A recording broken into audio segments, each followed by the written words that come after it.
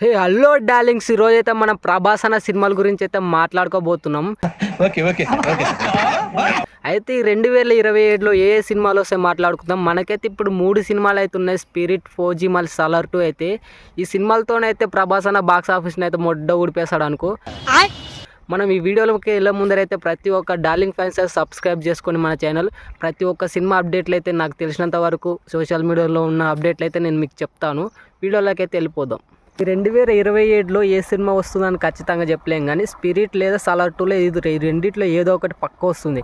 నాకు తెలిసినంత వరకు సలార్ 2 వస్తుంది. ఎందుకంటే స్పిరిట్ నుంచి ఓన్లీ ఫోటో ఒకటే వచ్చింది. సలార్ది కూడా ట్రైలర్ వస్తుంది అన్నారు కానీ రాలేదు. నాకు తెలిసి సలారే ముందర వస్తుంది. ఎందుకంత ఖచ్చితంగా చెప్తున్నా అంటే, అయితే సలార్ పార్ట్ 1 ముందరనే మన ట్రైలర్లలో చూపిండ్రు. జురాసిక్ పార్క్ అవి చాలా డైలాగులు కట్ చేసిర్రు. ఆ పెద్దయినా చెప్తాడుగా, ఆ డైలాగులు కట్ చేసిర్రు. అయితే అంతకుముందే 50% షూటింగ్ కూడా అయిపోయింది సలార్ 2.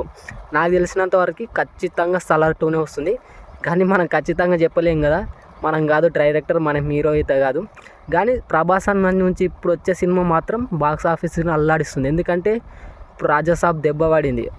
ఈసారి కొడితే బాక్స్ ఆఫీస్ దద్దరిల్లిపోవాలి. ఈ స్పిరిట్ సలార్ 2 ఒక్కటైతే మామ ఇప్పుడు 4G నట.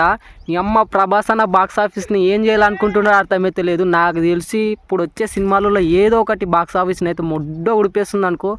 ప్రభాస్ హేటర్స్కి అయితే ఒక్కొక్కరికి 90 ఎంఎడ్ రాడే. ప్రభాస్ డార్లింగ్ ఫ్యాన్స్, పండుగ చేసుకున్న రోజు తొందరనే రాబోతుంది. మరిన్ని అప్డేట్ కోసం మన ఛానల్ సబ్స్క్రైబ్ చేసుకొని ఉండి ఉంటా. బాయ్.